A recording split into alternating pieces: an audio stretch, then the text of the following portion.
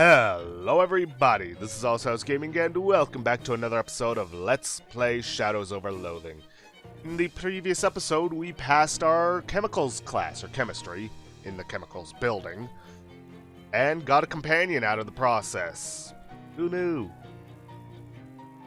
And we also managed to acquire the cursed book. And then decided to go on and get some Fishman roe for our boy Rufus here. Oh, hello again. I've got the eggs. Oh, great. Let me just process these and... Oh, whoops, I misplaced a decimal. I only needed 0.3 pounds of eggs. Well, now we got plenty of this goop. You can keep the extra eggs. Hooray.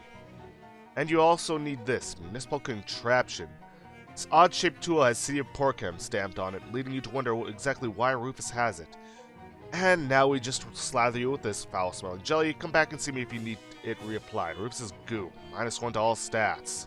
Gross. Double hooray. Alright, now we head off to the bridge. Gotta love how the uncursed fedora makes it look like Adams has a unibrow. Yeah, of course, I could have solved that if I wasn't slathered in goo. Anyways, open this up. You wrench the box open, destroying the tool in the process. Climb on down. Hobo code. Let's see, I'm hiding behind the next piling to the left. Come say hello. Ooh, sounds like it's time to make a new friend. You look behind the bridge pile and find a hobo sitting there with a fishing pole. He wasn't even particularly hiding. Weird that you didn't see him before. Well, hi there. You must have seen my note on the other piling. My name's Walter. Hi, I'm Talia. Are you living under this bridge? For the moment, I'll probably move on because SIT students keep throwing weird rocks down here. But it's protected from the rain, the fishing is good, so it's a pretty nice spot to camp for a while. What about the fishmen? Those fellows with the glowing eyes? They're a bit leery of me at first, but I guess they decided I was harmless. Maybe all the raw fish I've been handling rubbed off on me. Makes sense, I guess.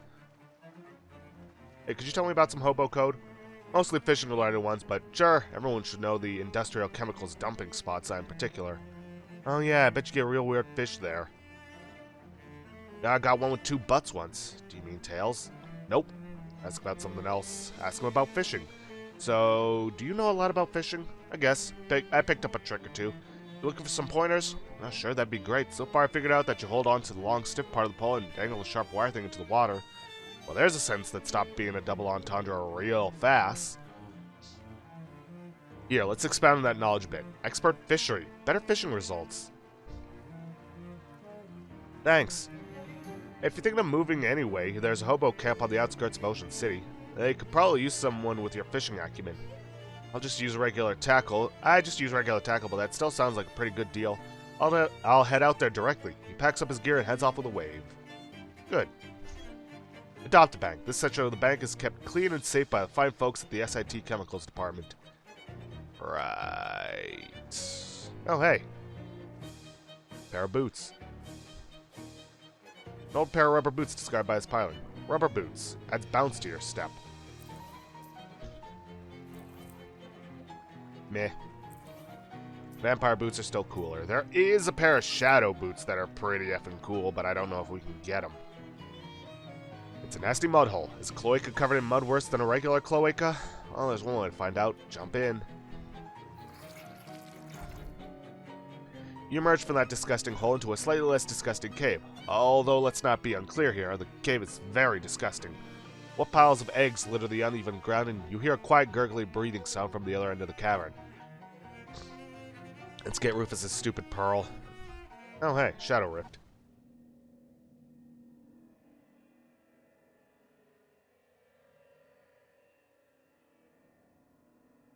Huh, guess I don't need to breathe in here. Ah, this is a goblet, which would normally, if you could grab it, make you part fishman? It's weird. Close it. You fumble around with the wet pliers, and someone managed to clumsily close the portal without dropping them.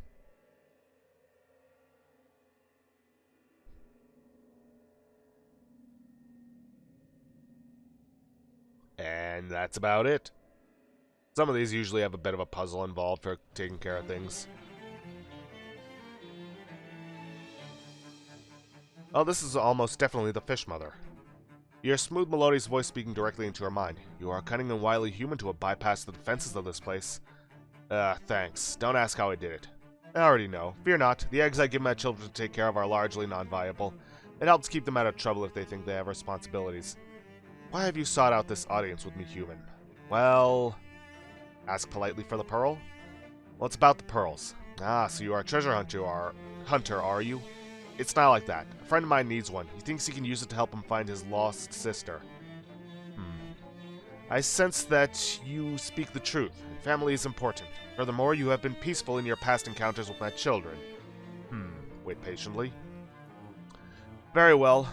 Although it pains me to part with this pearl, you are deserving of a boon. I will grant you this. The fish mother's pearl. The pearl isn't even shiny. Wow, thank you. Is there anything else you wish to speak of? I mean, of which you wish to speak? Actually, can we talk about your kids? My children? Is there a problem? Well, they're getting kind of unruly, crawling out of manholes, attacking college students and so on. Any chance you can make them stay down in the sewers? Remain in the sewers, amongst the filth and refuse of your people? What reason can you give that my children should not roam free and breathe fresh air as you do? Oh, hey, don't get me wrong. I'm the most egalitarian person you'll ever meet. See these biceps? These muscles are for equality. Hoo-ha! Thing is, though, not everyone has muscles as open-minded as mine. And if your kids attract too much attention, you could end up with cops, G-men, or even military busting down your door. You seem like nice people. I wouldn't want that to happen to you. Your biceps are indisputable. Very well. I will instruct my children to remain underground, both figuratively and literally, until a more diplomatic solution can be arranged. Great. Thanks again for everything. No truce with fishies. You made peace with the fish mother. And we can go no further. Alright, let's get out of here. And get this goo off of us. You suspect this is just an ordinary rag, but you don't want to hurt Rufus's feelings by asking. Yay, our stats are back to where they should be. Alright, Rufus, we got your pearl.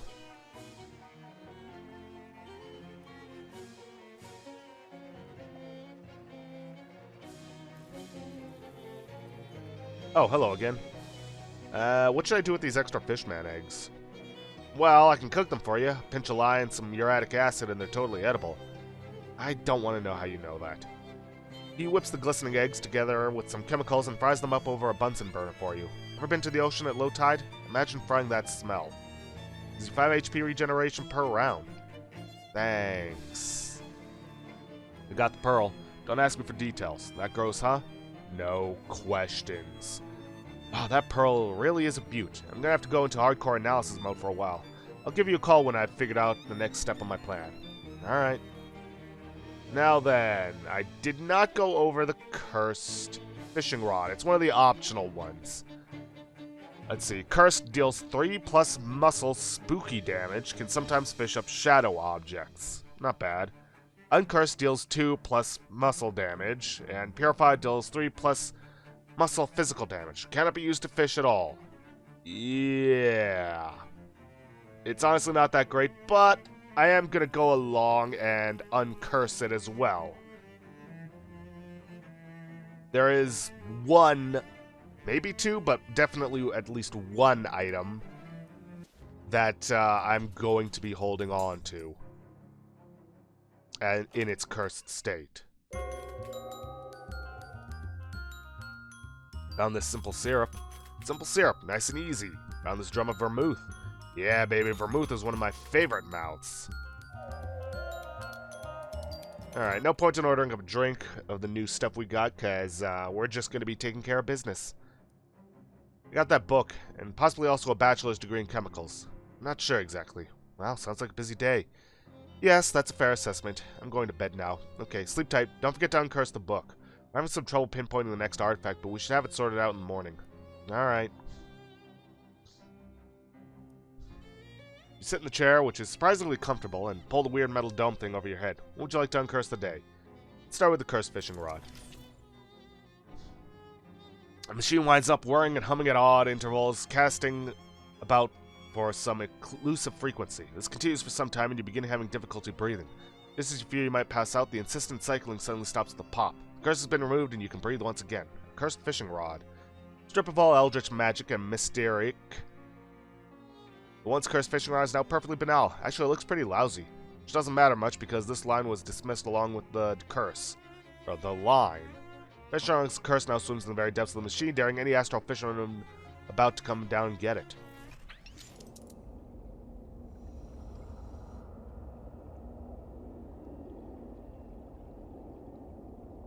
Above the sea. Let's see.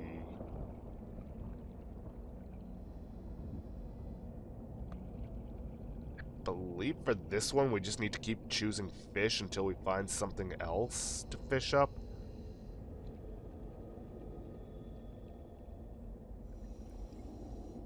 Choose fisher sticks.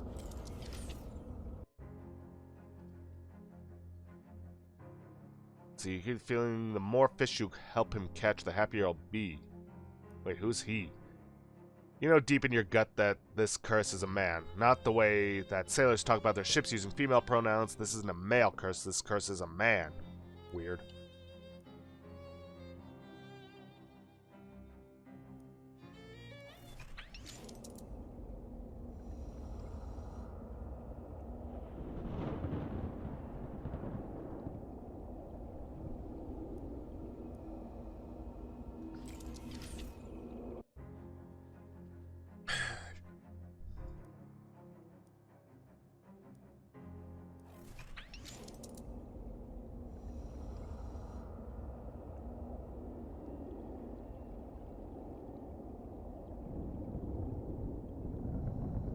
See.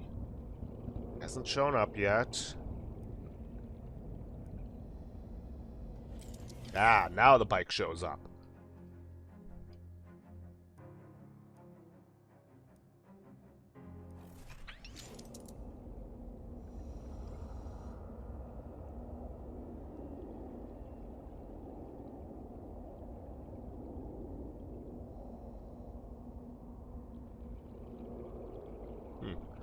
This is a cycle. Break it.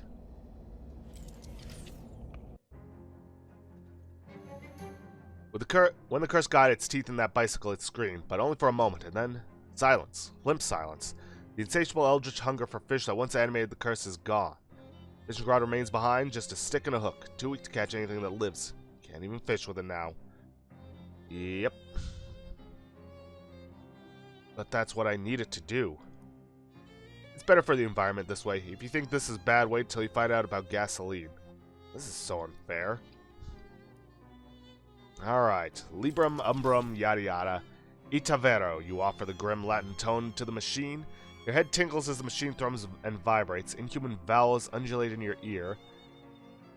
Dark words form at the tip of your tongue. A cacophony of language reverberates and resounds and, pow, suddenly dissipates. The curse is severed from the book. All that nasty Latin has been wiped away, revealing the uncorrupted beauty beneath. 101 delicious mutton recipes. See, having lifted the curse, you realize now that it's a cookbook. It's a cookbook! The book's curse now lives in the machine. I don't think you can project your consciousness into it. Think again, pal. Aggie has lost so much to the wolves. Still he hunts. Hail, Zaggy. Sped on a son of Rome, Grimhild. I have no idea what that means. Hernicus offers power on top of peace. Power in return for the sucklings of a she-wolf. That is no power. Aggie drinks the milk of bears and he spits on the sons and daughters of Rome. Aggie speaks too much of suckling. Talk plainly. No truce with Empire, Grimhild. Hail, Grimhild. Hails. Not often is Latin spoken on our soil without bloodshed. It augurs well for our future. Hernicus offers us much power. Yeah, the tribes who ally with the Empire are greatly rewarded. But I can name no tribe who would be as powerful as you, Grimhild, if you are good to that man. Read and not. Don't speak of marriage at this time. Ah, why scold me? Would it not go well for our future and yours? A secure peace for all with much power to you and benefits. Would you not like to have fine silks, Grimhild, and spices and fine creams? Farewell. Ave, barbarian. Hails.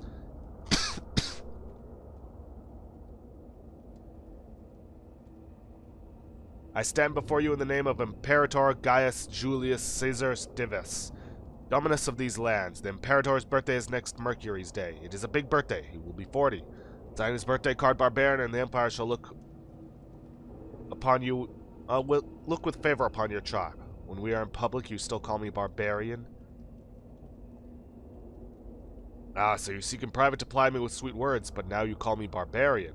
I am on official business, Grimhild, and my words are chosen accordingly. If you do not perceive my passions, it is only because I have dominion over them. Speak not of our passions to me in this place. Sic est. Step aside, Hernicus, or I will go right through you. I don't respond to threats. Look at me. What would happen to the man who stands in the way? I don't threaten to tear men down the middle, I do it. I don't threaten... Let's see.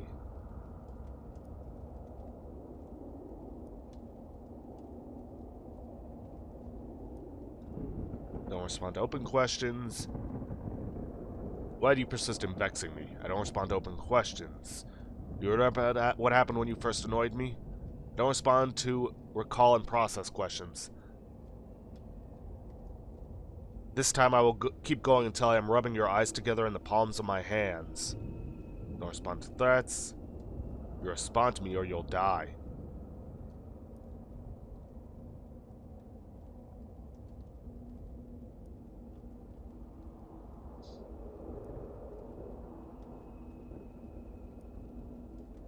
Let's see.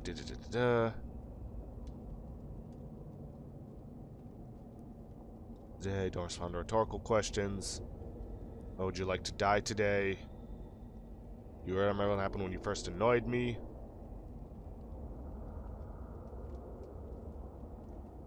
I made my thumbs bedfellows of your eyes. Do you remember that? Are you attached to your eyes? Do you think you still will be by sunset? Fair Grimhild, it is fairly won. You are right. I would not wish to lose my eyes and be deprived in turn of your fine beauty. It's not personal, Henricus. It's just a birthday card. Are you attached to your eyes? A sharp wit is yours indeed, Grimhild. But oh, if you had only lashed me with a Latin tongue. Your barbs would ring like great poetry. You bore me with your Latin. Birthday card to Imperator Julius Caesar Divius. Is a powerful document. There's no better opportunity for the tribes of the North to gain Caesar's notice and favor. Punch it into the sky.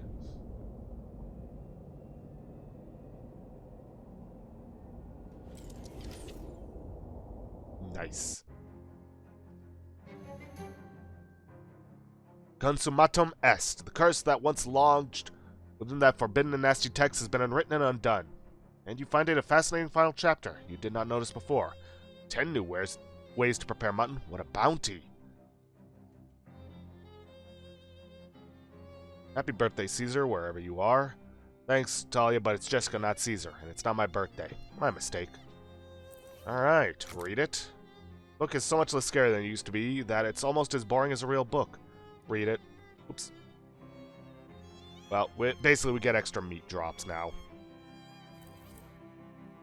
Don't think I'm really going to be spending any extra on that.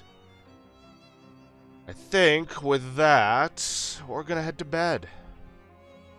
Oh, I almost forgot. Before he left on his errand, Charles asked me to have you pick a third store. Of course. First applicant is 10 Things I Had About You, a hat store, I presume. Terrible name. Second is La Table Enchantée. It's like a high-end kitchen store, magical utensils and the like. Useless to us. And the last applicant is Bertram's Bakery. Bert's a buddy of mine from my restaurant days. He makes a good loaf.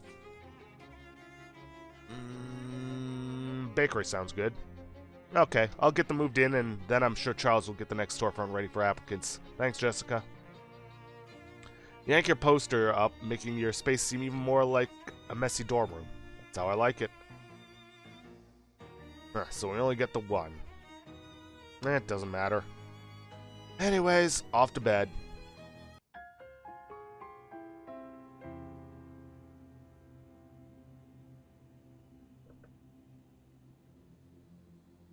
Yet another fitful dream.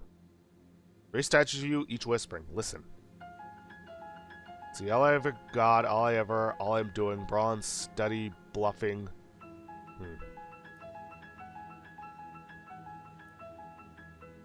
Shut one of them up. Okay, which one? The scowling one? You quiet one of them. Now you hear the others talk. That pep talk. You've given yourself a pep talk and convinced yourself that you can tackle your current problems with style and expertise. Sucker. Oh, right. Depending on which one we get a stat boost. Well, honestly, I focus more on muscle, so getting boost of mysticality and moxie to make up for that is actually pretty good. This dream has a horrible hole in it. Go through. 1928 already. Curse me for not taking a calendar into the stacks. Is she the one, or the previous one? Familiar energy. He's been testing my wards. I fear I won't be able to hold out much longer. Perhaps through here there is an ending. One can hope. You're interested in being him again. Ah, there she is. It's Talia, the cat from the gas station. Funny coincidence running into her here. And we get our usual boon.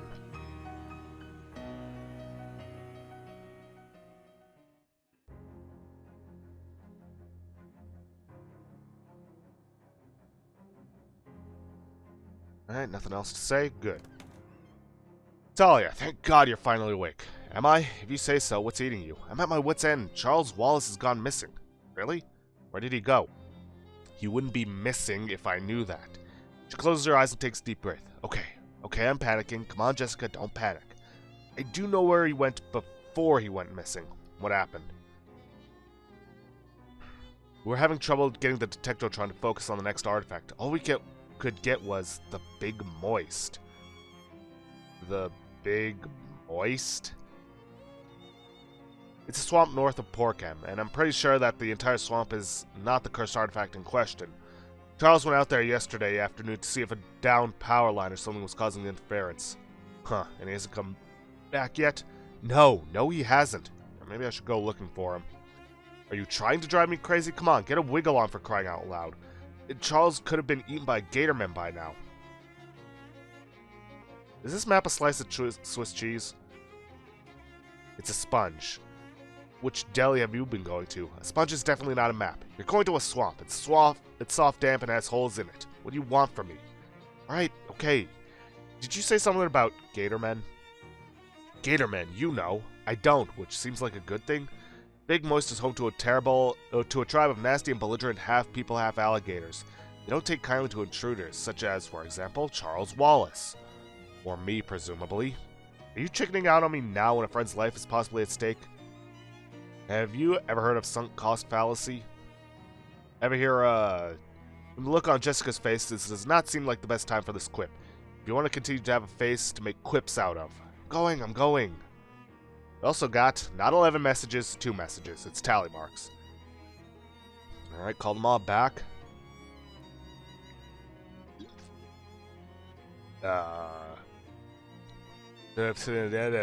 McDonald. Stick to English or I quit.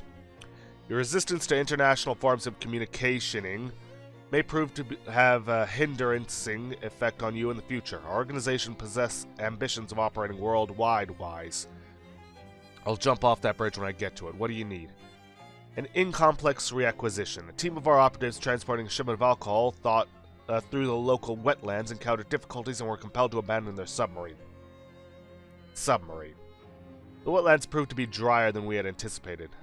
So you need me to recover the booze. Where do you want me to take it? You may retain the booze as your recompense. Our only requirations is that it not be acquired by Prohibition agents, for fear that they may discover our fingerprints upon it. Ah yeah, glass bottles do take fingerprints pretty well. Bottles as well, yes. That is an excellent point. It gives you directions to the wrecked submarine. Okay, I'm on my way. And time to call Rufus. The number you have dialed is not in service. Please hang up and... Rufus? Oh, it's you. Dahlia, sorry about the subterfuge. I had to tap into the university line to get a phone down here, and that isn't strictly speaking legal. Anyway, I think I figured out the next step in building my quantum telecommunications device. Can you come to my lab as soon as possible? Okay, see you soon. Okay, first things first, we're gonna head out here. It's 2 of the frat guys you helped out earlier. The guy who was looking for mesquite chips and the guy who lost his jacket. Oh, heck yeah, bro. If you've got problems being the cold Coon is the hobby for you. What did I say?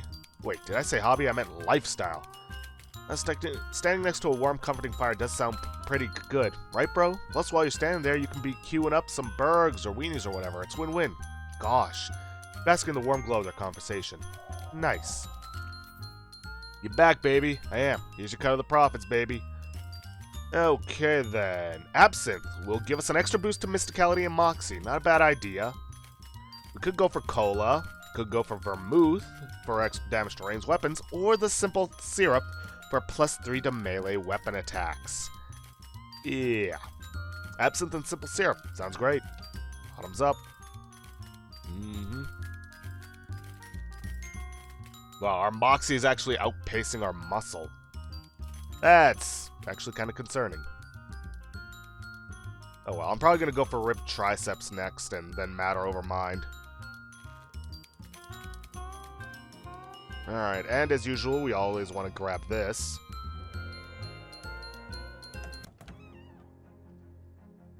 Okay, now we're going to check out the bakery. Must be Bertram. Hi, are you Bertram? I'm Talia, friend of Charles. Well, heck, call me Bert. Pleased a bunch to meet you, Talia. Any friend of Charles is a friend of mine. In fact, I'll give you the friend discount. Wow, really? Sure, just assume that all my prices would be 10% higher if we weren't friends. Great, what's for sale? Let's see, a crusty roll. A good kind of crust, the expensive kind. Mana-enriched flour. Scarlet pumpernickel. Slice of burnt toast. Hot armor, cold armor. Maximum HP. Not bad. Hey, Talia, you wouldn't happen to have 150 pounds of sugar I could borrow, would you? Let me think. No. Well, shucks, if you do find 150 pounds of sugar lying around somewhere, let me know, okay? Sure, I'll do that. Thanks. Actually, I think I do know where we can find 150 pounds of sugar. I believe it's at the Snackle Mills.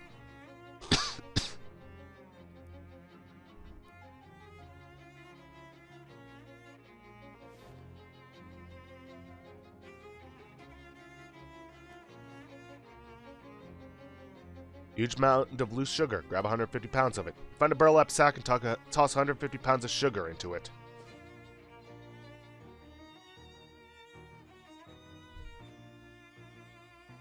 Well-dressed man flags you down. Excuse me there, my good lass. Might you have a match on your person? Yes, but I might need it later. Ah well, thank you all the same. Toodaloo. Toodle off.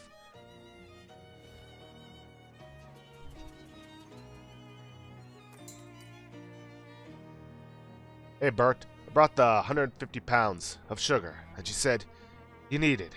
Wow, really? That's great, thanks. It is very heavy. Take it right now, please. Heck, about 150 pounds of anything is really heavy. Please take it. Oof, you weren't kidding, but wow, thanks. Now I can start making cupcakes. Ooh, that sounds good. When will they be ready? Immediately, somehow. Oh man, let's see them. Blue cupcake, mysticality and maximum HP by 1. Nice. Green cupcake, moxie and meat drops by 20%. Red cupcake, muscle by 1 and your maximum HP by 5. Yeah, why not? We'll have that. Share a red cupcake covered with blood red icing. Cupcaked. Crush the cupcake in your fist and then jam the whole mess in your mouth. Urgh. Oh wait. One of those newfangled automatic toasting machines. Ask Bert about it. This is one of those newfangled automatic toasting machines? Yep, I knew it. It'd be a real time saver if it wasn't such a tricky contraption. Getting the settings right is driving me crazy. Want a slice? I'll give you one for free because there's no guarantee of edibility. Sure. Puts a slice of bread into the machine and pushes down the lever. After a minute, a blackened shard of toast pops out. Ugh, sorry, gonna have to twirl the knob some more. Thanks anyway. Little sign on the pie says not for sale.